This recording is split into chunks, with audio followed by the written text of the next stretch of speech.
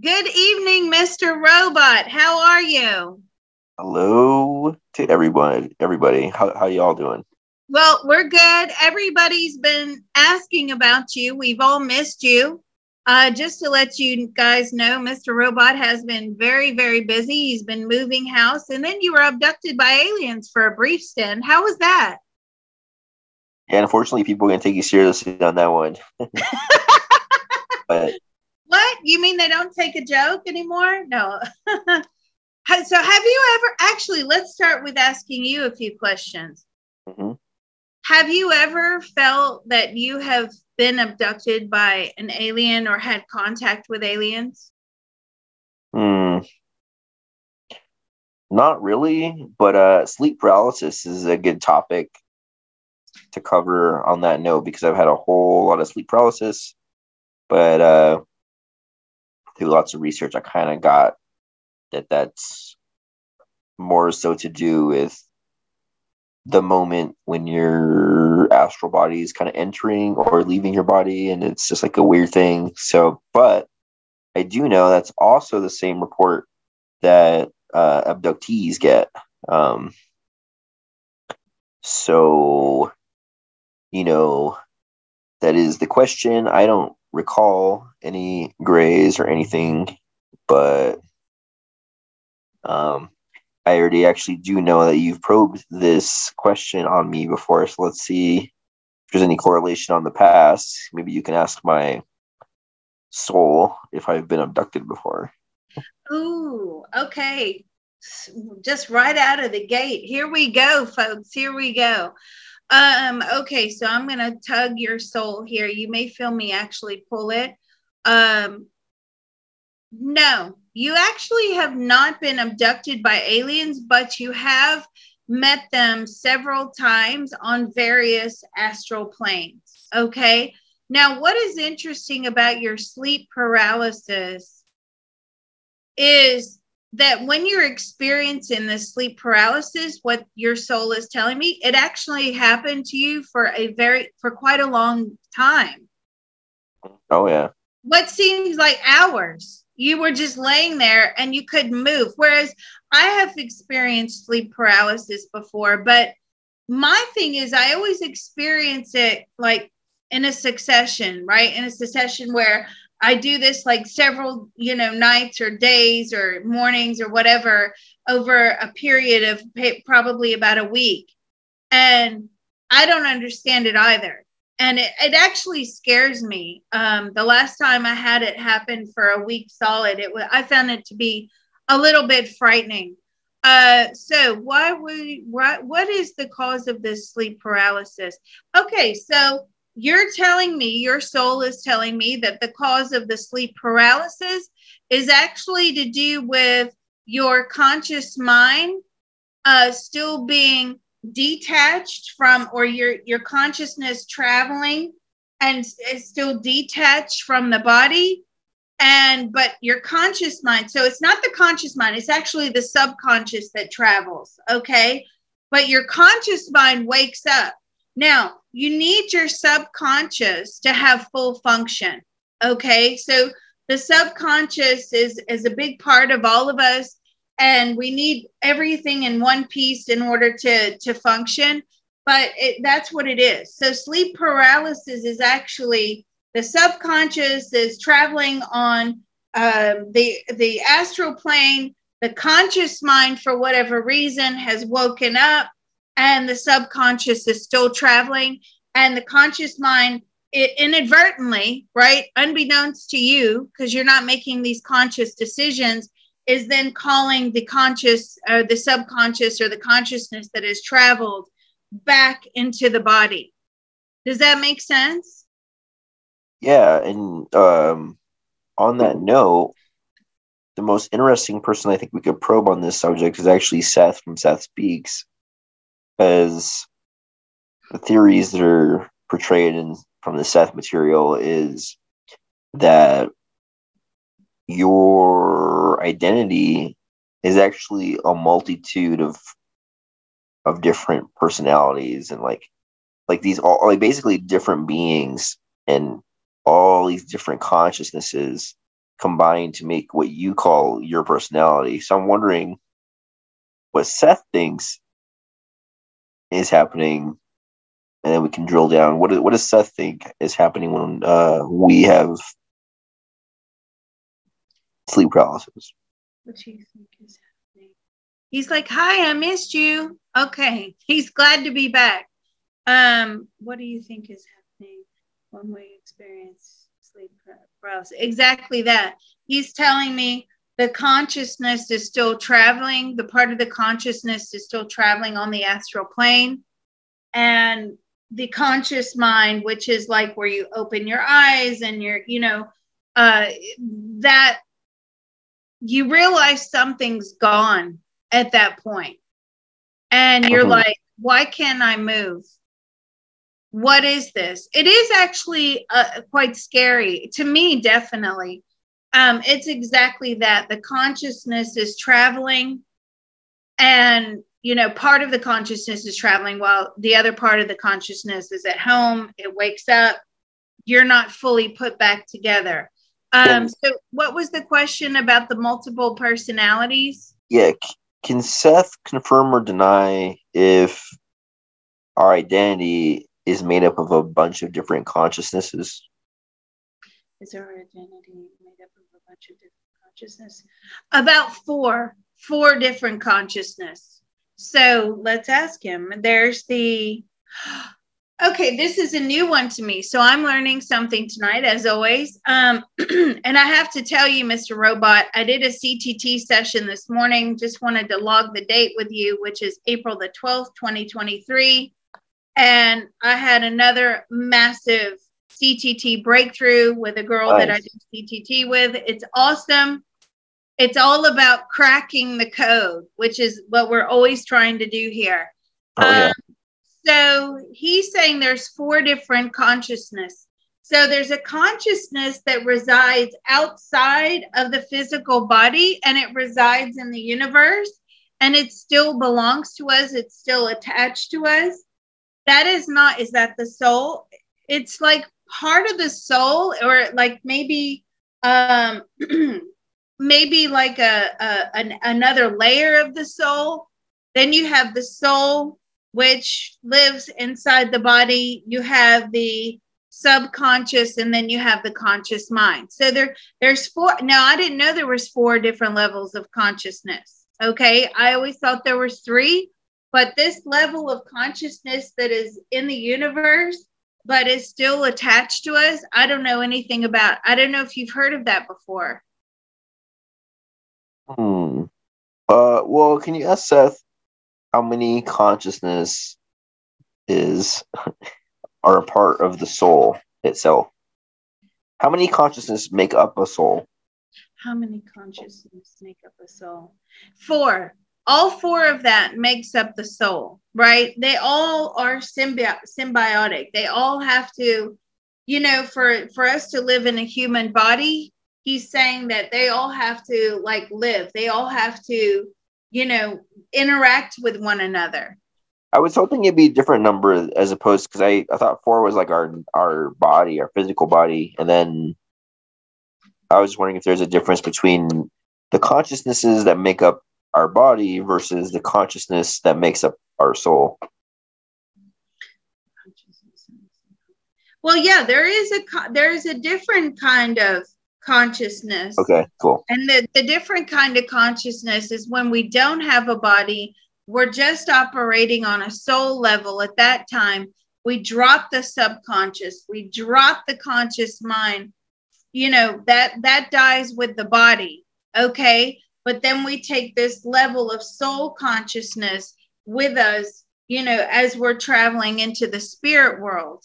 Now, at that point, when you're looking around, you can then survey many different levels of consciousness that were attached to previous lives. And also, which is always puzzling to me, how we know what our future lifetime is going to be. So, for instance, Mr. Robot, when I look at you in the future, you are actually going to reincarnate as a female in your next lifetime.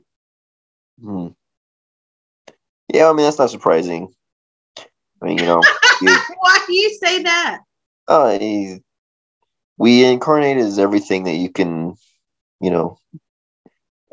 everything that you can be. So, I mean,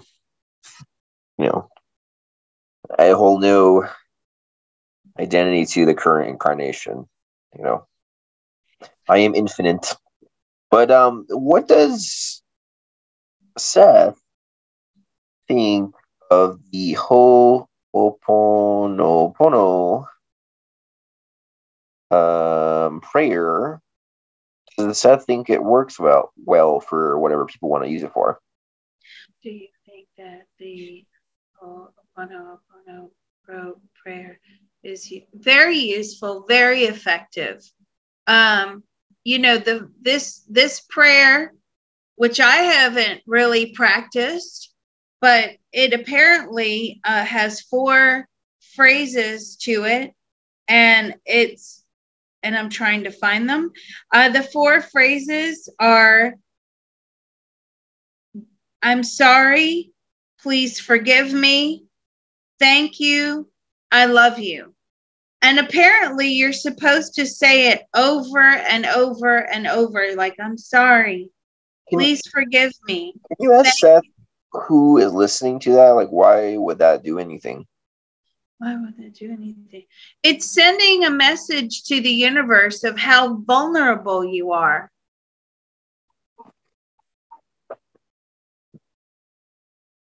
It's letting go of the ego.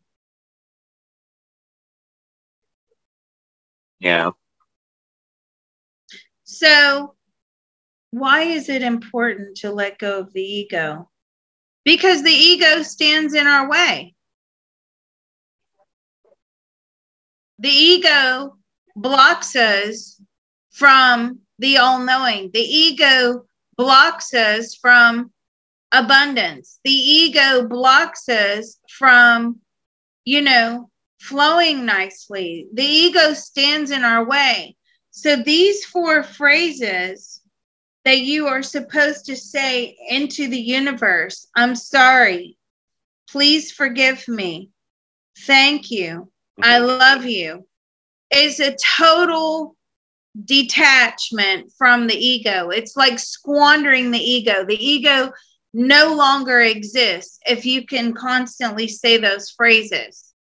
Well, can we, on a side note, can you ask Source Energy if Source hears us if we talk to it directly? Just the general person. So do you hear us when? Yes, Source knows everything. He says, I designed for you to talk. Of course I hear you. Does Source get any benefit from us acknowledging, its presence? Do you get any benefit from us acknowledging your presence? Yes, huge benefits. Do you have an ego? Source says no, it doesn't have an ego. Now, I find that quite an interesting answer because, when we were probing last time, you remember Bashar started swearing at me. Yeah. And when I was asking about the ego, and I had a discussion with one of my very enlightened friends, who said, yeah, of course it doesn't want you to know about, it, because we're feeding its ego. Every time we're asking Bashar, we're consulting with Bashar or all these different entities, which are a consciousness collective, right? They don't have a soul, but they do have an ego. We're feeding that ego and we're making them larger. So that's why the ego was so important to these entities like Bashar and other alien and consciousness collectives. And the more you call on them, the more they feel useful, the more they feel needed, and the larger the ego grows. Okay. So we can go ahead and talk to this person directly. Morna Nalamaku Simulina. Okay, yep, she's in spirit. Yep. She's How a does she? really lovely person. She's stepping forward. Oh, I bet. How does she feel about the prayer that she put forth out into the universe for people to use? How do you feel about the prayer that you put out into the universe? Jeez. She says it's beautiful. And is it basically an exercise of shrinking the ego? Yeah. See, again, she also says it's an exercise to shrink the ego. What else is it supposed to accomplish? It's supposed to accomplish flow. Now, she's telling me, and I believe there's some questions on this probe. And again, just want to say thank you to Can't Stop, Won't Stop, who always gives us these excellent probes. If you look how he's worded it on the screen, that's what we're looking for. So thank you once again. This is why your probes always get done, because the way you send them and you word them to us. So thank you. So the CTT, right? When we're going through the CTT, the consciousness transformation techniques, those are for you that are new, it's a healing technique that I use. And I believe his questions were something to the effect of, should we incorporate the Ho'oponopono prayer within the CTT? Now, we do a lot of times incorporate self-forgiveness in many, many sessions, but do I do it as part of a protocol? No. Let's ask her, should this be incorporated as part of the protocol, as always? And she's saying no, it shouldn't, only when it uncovers itself in the CTT session. Naturally unfolding. Yeah, naturally unfolding, because this is something you don't want to force. And what I like about the Ho'oponopono prayer is when you say it, even as I said it today or tonight on the video, it just feels like it flows naturally. Yeah.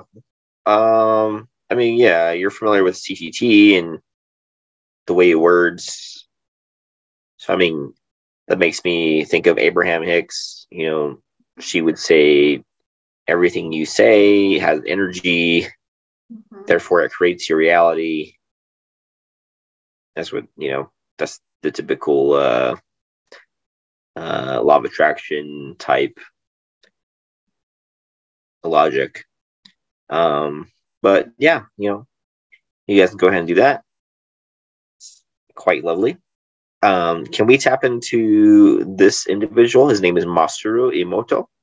Okay, yeah. So this guy is super cool. One of the people I recognized from this probe, someone emailed me, love his work. He has this whole theory, which, I mean, he is a scientist, which he is substantiating with evidence via this photo. You can Google him, Masaru Emoto, like water freezing experiments. Oh, I've heard of him. Yeah. Okay, this is where he's sending energy into the water. So water imprinting, and then the water, when you freeze it, when he's imprinted it with different emotions, it has a different outcome. What makes this so amazing is that he's coming from a super scientific background.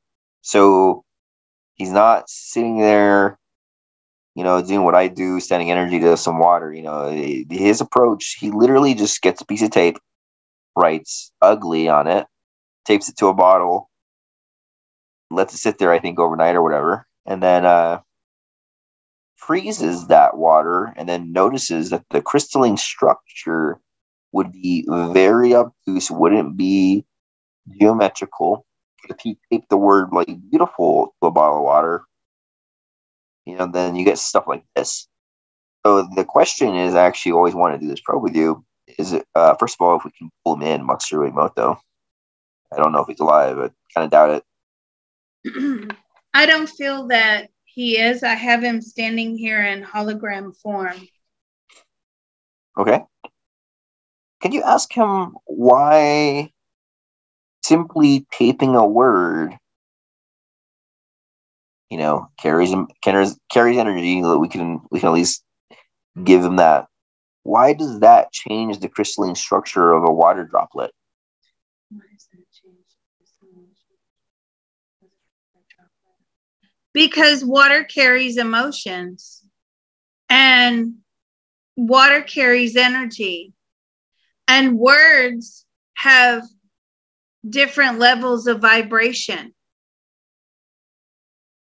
So people can look into him and read all about this, but what we really want to know is what's the next level of information? What does he wish he was able to get out in this lifetime, now that he's in spirit, that would be the next step of understanding with this phenomenon? What would be the next step? Of how we can use water to heal ourselves and our internal problems. And does that have to do with the idea that we are mostly water ourselves, or is he talking about drinking water? Does that have the idea to do with the fact that we are mostly water ourselves? No, it has to do with the consumption of water. So you can basically, can we command the water? Yes. He says you could command the water to do whatever you want it to do. Yeah, so let's ask him what does he think will be the most benefit to humankind with this idea of programming water? To heal physical ailments. So you can actually command the water. So say you suffer from some sort of ailment, according to him and his personal thought, feeling, and opinion. You command the water to, what should we say? Should we say directed to heal the problem? No. You have to let the water, he's saying you let the water find the problem. Just like when you're smudging, right, with sage, and you light the sage and you put the sage in the fireproof dish and the sage smoke goes where it wants to go, right? He's saying basically the same thing with water. He says the water knows where it's supposed to work and it will flow to where it's needed, right? Can you ask him what thought would be most beneficial to direct towards the water for healing? What thought would be the best to inject into the water for healing? So to go heal myself. Okay. So you basically, you send love into the water. You send gratitude into the water. Does it need to be? It needs to be a glass, not a bottle, plastic bottle. Okay. I really need to break my plastic water bottle habit. I'm sitting here asking him as you're talking, like, am I consuming plastics? And he says, yes. We've got to stop all this. I don't like it. Anyway, excuse me. So we're sending healing into the water. We're commanding it to heal me. Go. We trust you. You have to let the water know, I trust you to heal me and to find the location, because we think we know where the location is with our conscious mind, but even with pain can radiate. It may not be exactly pinpointed, is what he's telling me. So you send love and gratitude and trust into this water, and that it will find where it's needed to go. And, this is a repetitive exercise that you have to do. Now, if you're suffering, it's like a lifetime thing, I'm sure. Yes. So if you're suffering, badly with physical ailments and, you have to do this at least, he's saying like every time you drink a glass of water, which should be 8 to 10 glasses a day. He said 10. And oh my gosh, okay, what about 8? He's saying 10 now. But, and does it have to be purified water? It does really need to be purified water, filtered water, as pure as you can make it. Can you ask him which one is better, distilled or reverse osmosis? Which one is better, distilled or reverse osmosis? Reverse osmosis. What does that mean? Reverse osmosis still has a tiny bit of like magnesium and salt or whatever. Distilled has nothing in it, which some people think can strip your body of its own minerals. Can Distilled water strip your body of it. Yes, that is correct. Okay. And can you ask him if there's a difference? Should we command the water or ask the water? Should we command the water or ask the water? You command it. Okay. Because the question aspect involves a level of consciousness in water itself, and I feel like commanding is more like a programming. Like I program my crystals to do certain things. How do you program your crystals? I actually follow what the guy we probed him. His name is Marcel Vogel, and I don't really follow what he does to a T, but I like his methodology. Kind of just I actually probably do more of a hippie thing. I tell the crystal, it will always release negative energy. It will always self recharge, and I do a lot of self healing and self recharging stuff to my crystals, so I don't have to mess with them. They do their stuff by themselves. So that's another topic, but yeah, because you can program anything to do anything, right? Well, yeah, and the part of the CTT session we got this morning, we recently discovered the programmer. Guys, if you're not in the CTT group with us on a Monday morning at 9:00 Central, you're really missing out. I'm sorry to say it, but you are. You need to come to group, okay? I'm not putting manuals out there. I'm not putting scripts out there. Why, Liz? Why won't you do that? Well, I'll tell you. Because it's an experience and you need to come in and you need to come to group and learn how to do it. Now, what he's saying to me is we have to show gratitude after we have consumed the water. Then we thank Source and the universe for giving us this opportunity to heal ourselves through something as simple as water, and that we still have water, available to us. Now, what is interesting today is when we uncovered more information from the programmer, it's just, I'm finding out a definite protocol. I'm going to make a definite protocol of how we reprogram, because everything is to do with mathematical coding. Everything has to do with pre-programmed. It was almost like the CTT session we got after the person had finished that lifetime, which was a complete hellish lifetime, right? And the person and the parents got back into the spirit world. They're looking down at the lifetime, right? And for those of you, the best way I can describe it, for those of you that have read The Hunger Games, okay? Have you read The Hunger Games, Mr. Robo? I've seen the movie. Right. So what is the Hunger Games? It's an arena where people are forced to go into the arena. Now, of course, I'm not saying we're killing and maiming and doing all that, on a daily basis in our own lives. But, certainly in these tribal lifetimes that I uncovered during the CTT, it is a bit like this. So they're looking down at the earth plane like it's an arena. Oh, yeah, of course. And that's, and even the earth and its existence and the storms and the earthquakes and, tsunamis and all of that, it's already pre-programmed. Oh, yeah. And when we come down here to the earth plane, we get programmed as well. We're already pre-programmed. So what we're trying to do here is to crack the code of this programming so we can make our existence a little bit better. Yeah, because it's all about manifestation. And if we can crack the code. Now, the biggest problem with this manifestation is the fact that we're already programmed with a certain amount of light and a certain amount of darkness. So you have, excuse me, it's never 50-50, or sometimes it could be, but usually it's fluctuating percentages. Well, so like sometimes 80% light and 20% dark. Sorry. I feel like on that note, I feel like you should just ask Source if it is possible for us to crack the code and alter our lives. Yes. Let's ask. But is that Hold on. Let's ask the guy with the water. Let's ask the guy with the water.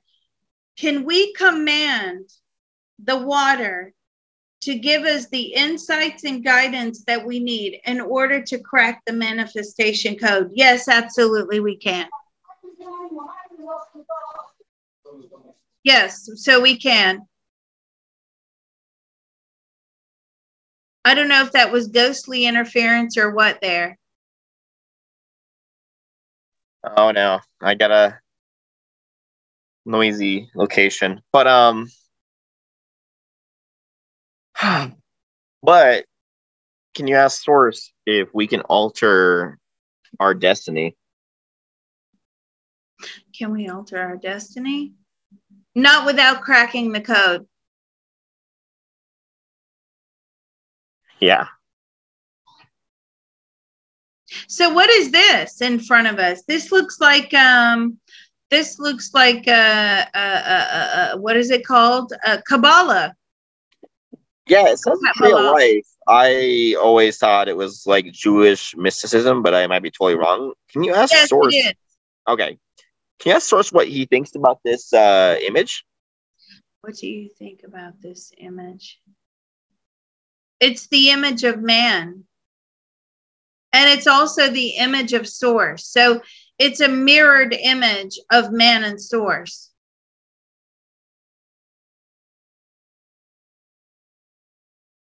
Can you ask Source how we got this? How humans got this? Ooh, how did humans acquire this construction?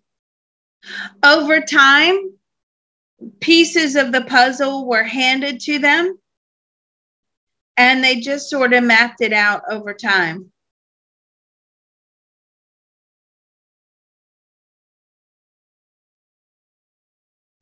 I feel like this was mapped over several, lifetimes. Now, this is the Hebrew alphabet. And I feel like there's such a huge attachment with the Hebrew alphabet and like the idea of God. Can you ask Source if the Hebrew alphabet has embedded in it some secrets about God that we don't know about? Does the Hebrew alphabet have embedded some secrets about God that we don't know about? Yes. And can you ask if any other alphabet on the planet Earth has any secrets about God, or is it just the Hebrew alphabet? Yeah, any other alphabets have secrets about God, or is it just the Hebrew alphabet? Mostly the Hebrew alphabet, but I also feel like the Tibetan alphabet, whatever that is. I have no idea what they use. Yeah, same.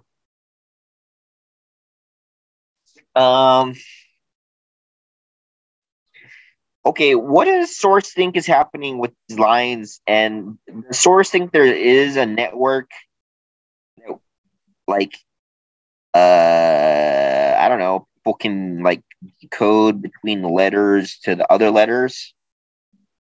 Is there a network? Are the letters joined? Everything's joined. So basically, this diagram that we're looking at here with the Hebrew alphabet wheel and all this is all about the mathematical coding of the universe. Yeah, I feel like this might be just a representation of how the universe works. Because to me, what this says is exactly what you just said, is that everything is connected.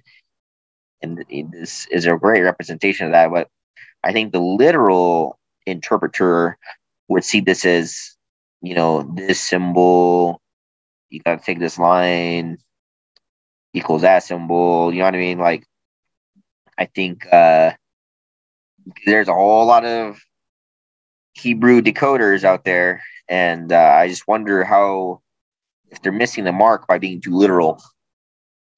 Are they being too literal?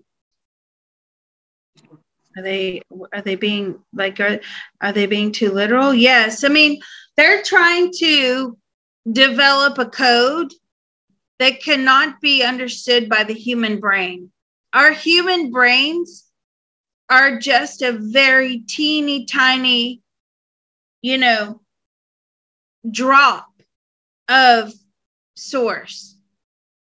In order to understand how powerful the mathematical equations are, the geometric equations, the physics equations, you would have to take every brain from every living thing on the planet Earth ever and put it all together and like a computer, right? Like a computation device.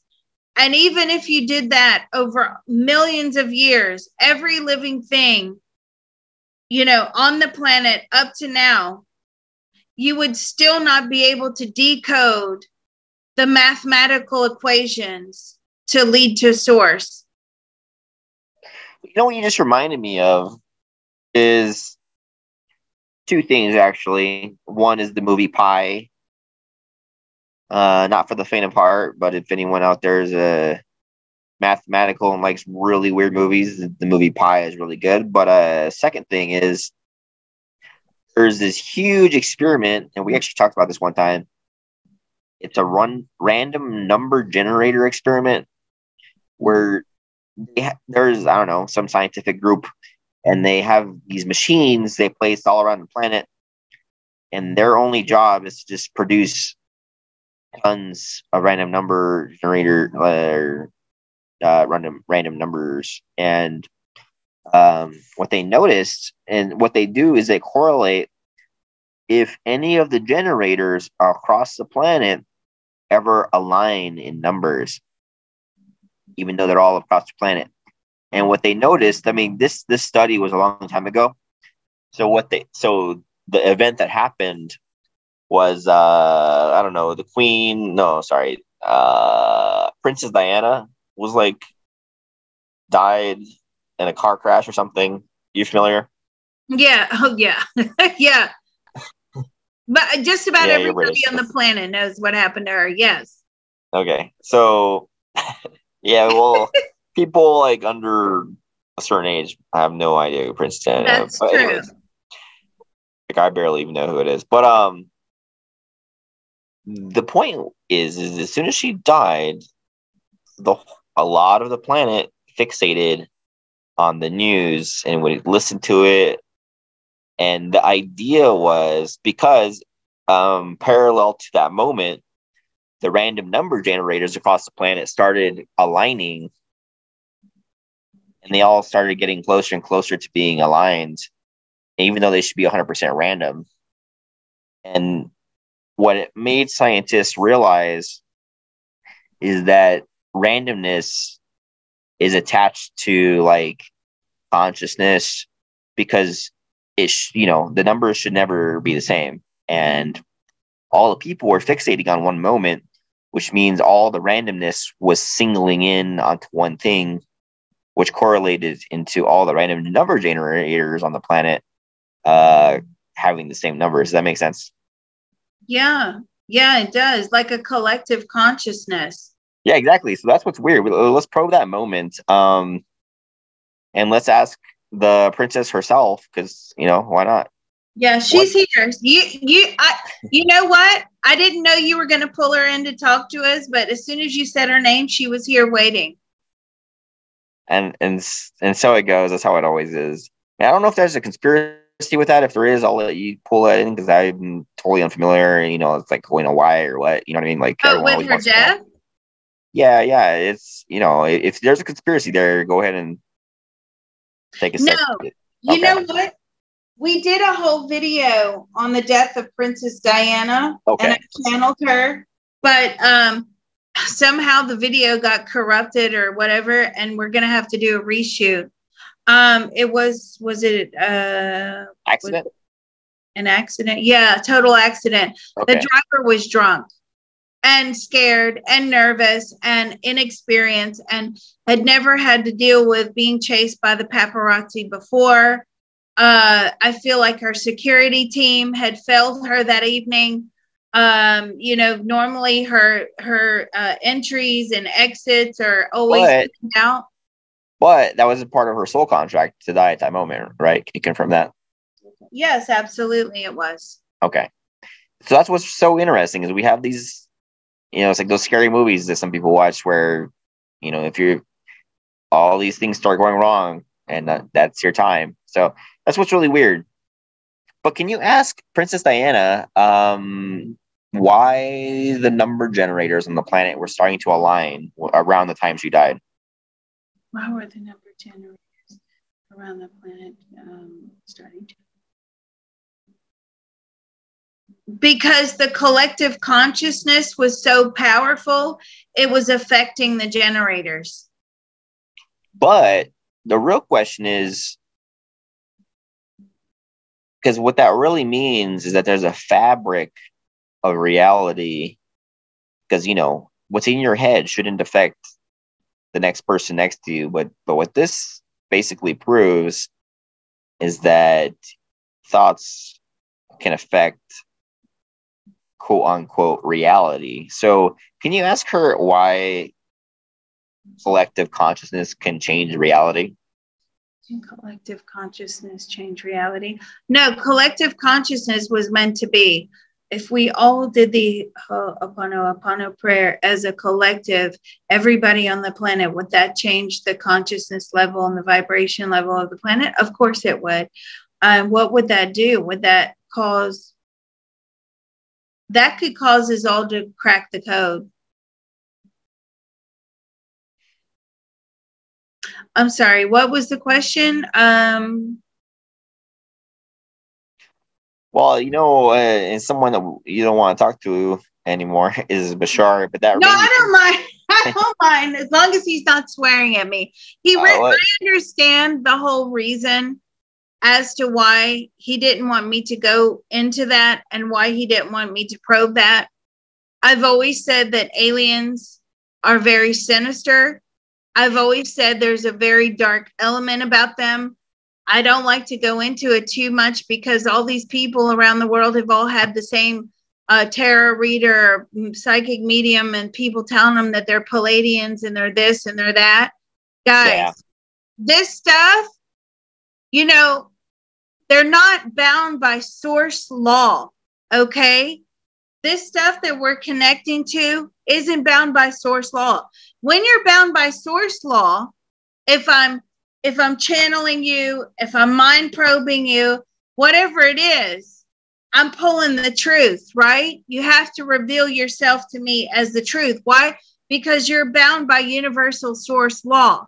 When you're going outside of that universal source law, you can have all of these things masquerading as whatever they want to masquerade as.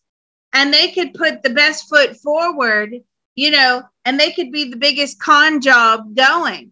But, you try telling people that.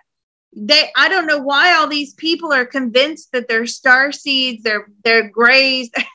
I'm telling you, they all use the same psychic because I've had loads of them come through for readings, and they read their reading off to me. Well, this medium said this, and it's all the same script. So where they're getting this information from, I'm not sure. Anyway, what would you like to know from Bashar?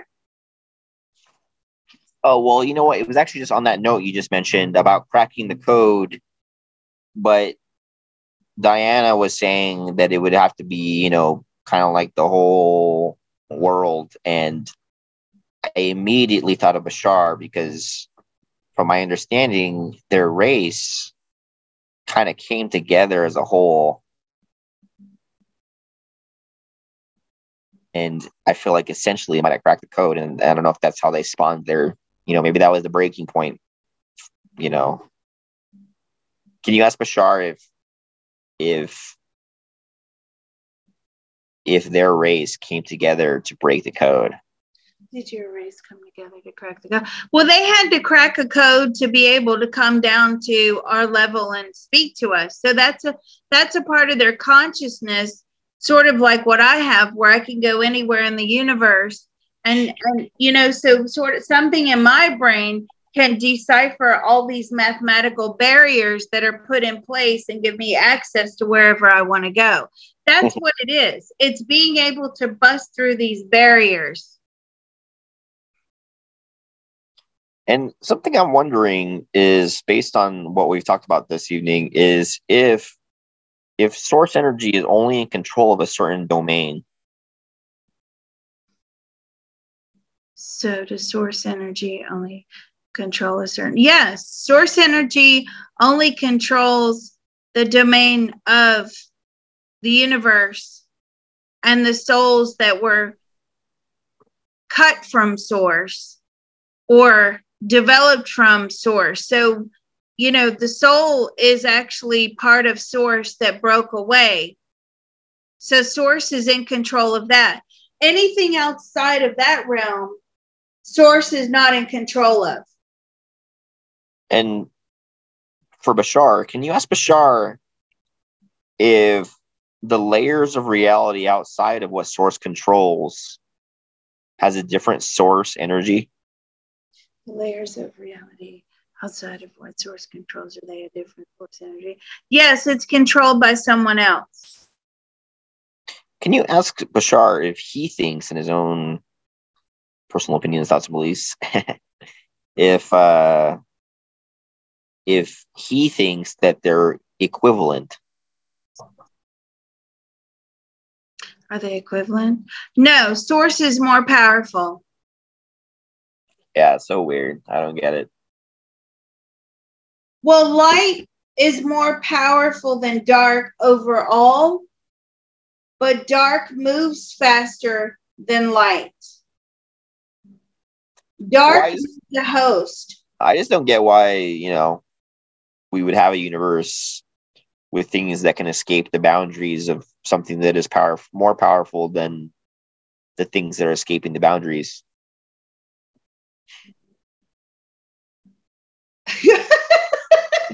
Okay, that is a really deep question. I'm like, where do I start with that? So what would be the first part of that question?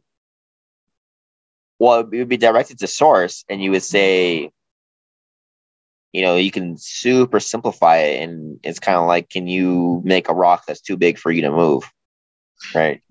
Yeah. Can you so why does source allow things to break away from its power?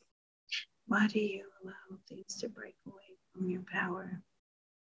Because he designed it that way. What benefit does source get from negative energy? No benefit whatsoever. Why only would source white light? Why would source design a system that has things that don't contribute to the system? Why would you design a system with things that don't contribute to the system? Doesn't like me questioning. Did you design the dark system? No, source has nothing to do with the dark system. But it's almost like, I don't know. It's something to do with energy. Like, it's almost like an energetic fight, push and pull, tug of war. It's this fight between light and dark. Okay, and we're just mirroring what's going on in the universe. You can ask source, why does there need to be the equilibrium between dark and light in the universe? Why does there need to be an equilibrium between light and dark in the universe? Because you only overcome the dark by experiencing it. Does source permit the dark to exist? Do you permit the dark to exist? In humans, yes. Higher than the third dimensionally speaking? Higher than the third dimensionally speaking? No, not higher than the third dimension. No. So the darkness can only exist here on the earth plane and this dimension. And I'm sorry, I messed up the words dimension and density. Can you ask source if there's any evil in the fifth density? Is there any evil in the fifth density? No, absolutely not. In the fourth density? Is there evil in the fourth density? No.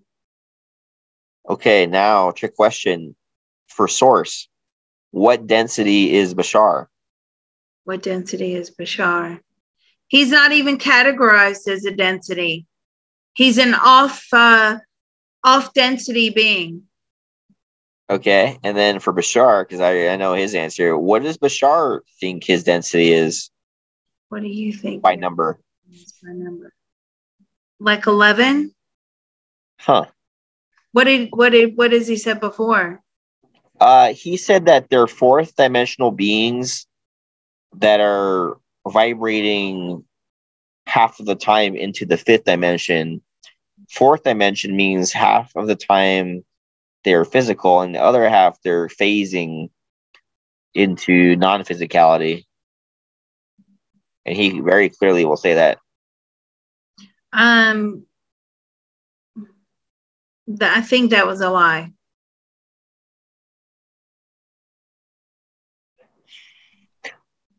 I think that's a lie to make humans feel comfortable and think that this thing exists in a source density. It doesn't exist in a source density. So, okay, so that's kind of what I'm doing is there's a quadrant. We can think of like densities as quadrants, up on left, right, X, Y, Z. If he's going kind of like 45-degree angle off into a different density compared to what we consider the fourth density. Okay, sorry. What's the question? Are the densities that Bashar knows different than what we would ever know? Yes.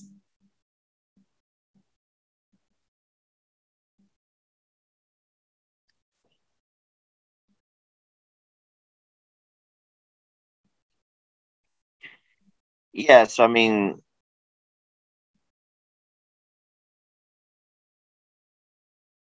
perfect picture. What I'm talking about is this, and they're experiencing a greed shift in their spectrum of what density is, it seems. You know what I'm saying? Oh, okay. Yeah. Their density isn't achievable. We can't achieve that density, nor do we want to. Can you ask Source, just for the sake of conversation, if Bashar is an offshoot of human DNA? Is the Bashar an offshoot of human DNA? No. Why not? Because they come from the dark. But DNA speaking, they say that they're basically half gray and half human. Can you confirm that with somebody? Anybody. Are they half gray and that? No, but they're a conscious collective. So Bashar is a collective. They actually don't have DNA. They don't need it. They don't exist in a physical body. So that would be my devil's advocate saying that they've transcended to their perspective of the fifth density. That's possible. Okay, can you ask Bashar if they used to have remnants of human DNA? Did you used to have remnants of human DNA? Yes. Can you ask them what happened to their physical bodies? What happened to your physical bodies? They're on the dark side. Well, cue the Dark Side of the Moon song. Who's that? Like the Beatles or somebody? But oh, come on, that's Pink Floyd. Hello. So I love Pink Floyd. Yeah, it is a good song. What is, and we're gonna spin it. What does Bashar think about the dark side of the Earth Moon? What do you think about the dark side of the Earth Moon? Impossible for humans to see. because we're not allowed to go there? Are we allowed? We are allowed, but we just don't have access. Okay, moon landing hoax. Was our moon landing a hoax? Was the moon landing a hoax? No. Well, you know what? I'm a photographer, and the lighting angles of the shadows don't add up. You guys, if you guys want to do some basic angles, you can see they were in a studio. So maybe not all of the images were real, but maybe some were. So we'll leave it at that. But cool. I don't know. That's all I got right now. You got anything else? Yeah, were all of the images real? No, some of them were fakes, but the landing was real. But the images may not have been associated to the landing at that time. Show us what you mean by that.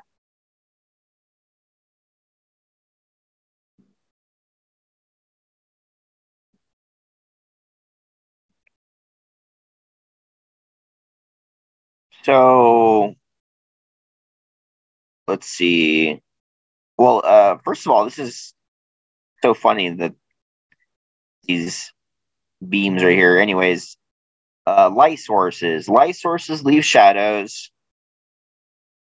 And with my luck and our viewing, our probe luck, usually the things we want to show people aren't visible at the moment we want to show them. Oh, here we go. So look, the sun supposedly behind the person, you know, it's very, very far away, which means all shadows will be the same direction.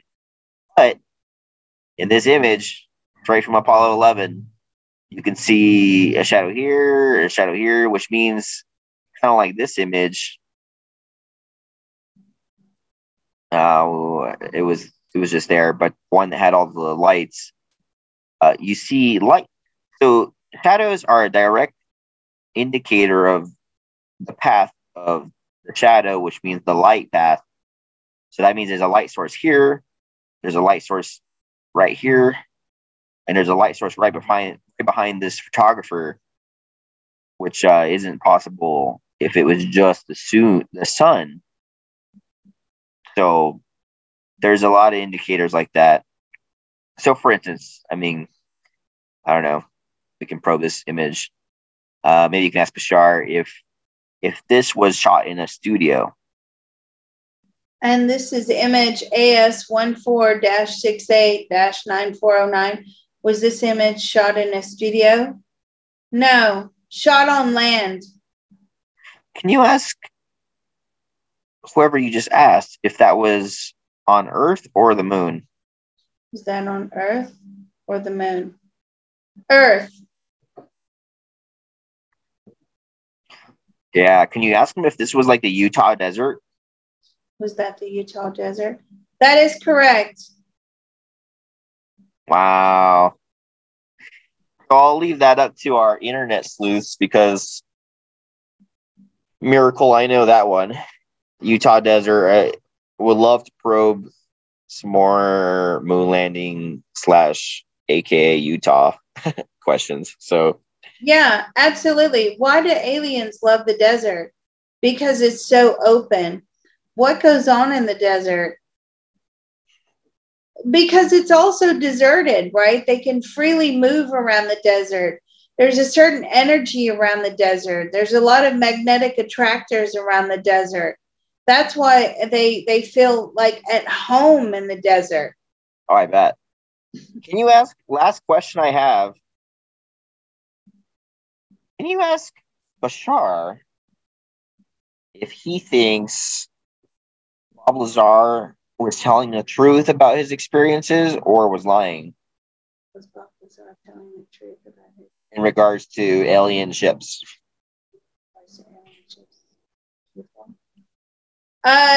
Mostly truthful, some lying.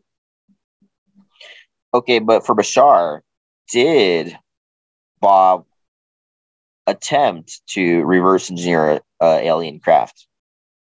Did What was it? Reverse engineer an alien craft. Did he try to reverse engineer an alien craft? Yes, I feel like he did. Well, I mean, attempted to. I don't think they really made much progress. Let me ask Source. What is the purpose of aliens in our existence? Well, they're to remind you that there's more out there than what's just on the Earth plane. How do they manage to penetrate the source field, the energy field? Yeah, you see, it's all a mathematical code. Yeah. They can bust through the barriers. Can we bust through into their barriers? We can, but we can't move at the speed that they're moving at. So it would take us many lifetimes to do what they do. Can you ask Source if he's referring to our frequency level? Are you referring to our frequency level? No, our capabilities of our consciousness. Is that to do with our brain size? Is that to do with our brain size? Yes. There you go, folks. You know what? We need to do this. It looks like that. We need to do a probe on the brain. So I'm going to start collecting questions for the probe on the brain. We need bigger brains. Well, we have the capacity. I would like to know why we don't use all of our brain capacity. Exactly. So there's a lot of questions here for the probe on the brain. How do you pose questions? Well, Liz will tell you. Patreon subscribers, Patreon.com/remote viewing and beyond. This is where we get a lot of our questions. This is where we get a lot of our probes. We all work as a collective and we come up with lots and lots of really good questions. You can also go to my website, psychiclizcross.com. And if you look on the tabs, there's a request a probe button that is new on the website. There you go, folks. So you can request a probe on the website. It needs to be filled out at length. Don't send me copies of a video to watch. I have no time to watch them. Please don't do that. I love y'all, but I'm sorry. I just don't have that kind of time. Anyway, same. We're going to do this probe on the brain. Mr. Robot, are you still doing your Reiki? I do have some sessions open. So if anyone's interested in healing, I've had a couple this week and I'm scoring flying colors with my clients. So go ahead and check me out at my healing site. Let me double check that because I haven't gone to my own website in a while. You haven't booked with yourself in a long time. Show us your site. I don't even go to my website. Yeah. So let's just go to it real quick.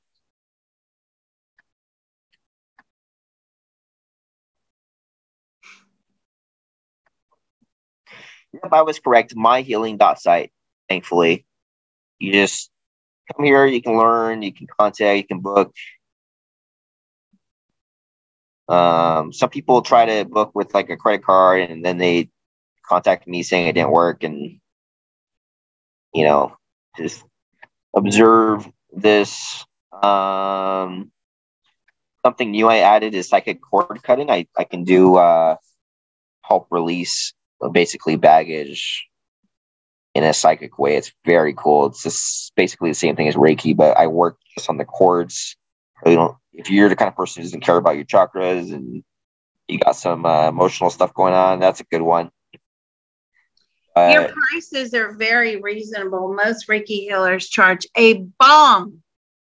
Oh, I know. Yeah, I feel like people look at the time and stuff and they think it might not be worth it because that's just what I would assume. But you would not believe how much energy flows in 15 minutes or the next, I think 35 is the next one. It's 35 minutes. I'm just dead. Like 15 minutes is a lot for me. So, I mean, like if I could, I would do double, but everyone I talk to is usually new to Reiki. So I'm more interested in like getting new people than old people, like in terms of like, Reiki experiencers.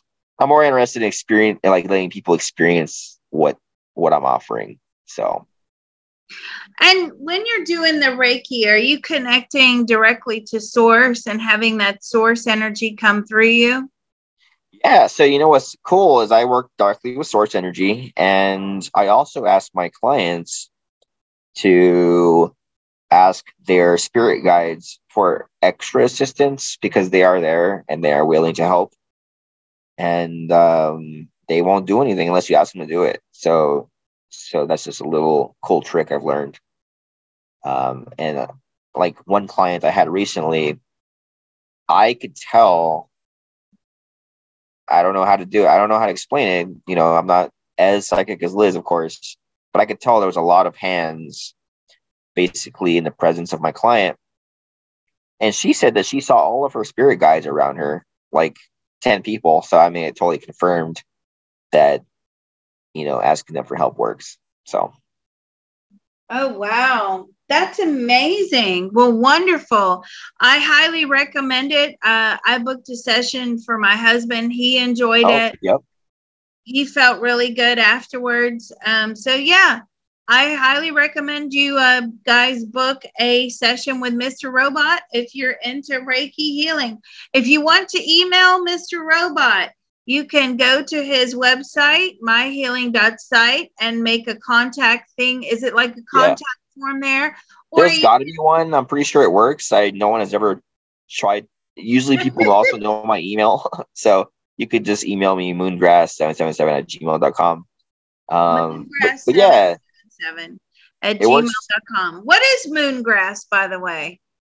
So it was my crypto time. My crypto, the grass is greener, but on the other side, but like to the moon. So I was imagining, we're getting so rich that I'd be on the moon on the moon grass. I like that. Moongrass777 at gmail.com. Well, that's fabulous. And thank you for being with us again tonight, Mr. Robot. You got a big fan base out there. Everybody was wondering where you are. And again, folks, we're going to be collecting questions on the probe of the brain. Are you up for that one, Mr. Robot? Yeah, I got the brain, got Utah desert, anything occult, conspiracies. That won't get us thrown off YouTube. Yeah, besides some of the ones that have already been being, what do they call it, being like a horse or whatever. Like, I'm interested in some stuff that people haven't really talked about too much. So if you guys know of anything, that'd be fun. Yeah. All right, folks. Well, thank you very much. And thank you, Mr. Robot. Oh, yeah, definitely.